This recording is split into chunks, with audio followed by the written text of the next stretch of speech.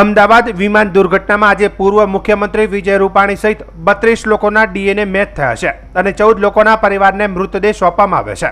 Ahmedabad civil હોસ્પિટલના additional superintendent doctor Rajnish પટેલે જણાવ્યું હતું કે ડીએનએ સેમ્પલ મેચ થયા છે.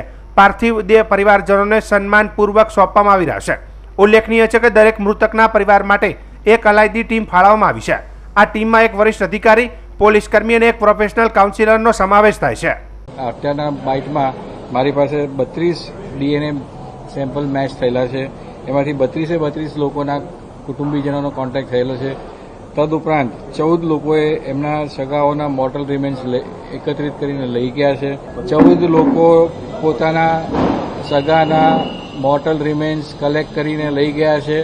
એ લઈ ગયા છે એ વિસ્તારનું નામ છે અમદાવાદનાથી 4, બરોડાના 2, ખેડાનું 1, બોટાદના 1 ફેમિલી, ઉદયપુરનું 1 ફેમિલી, મહેસાણાના 4 ફેમિલી અને અરવલ્લીના 1 ફેમિલી.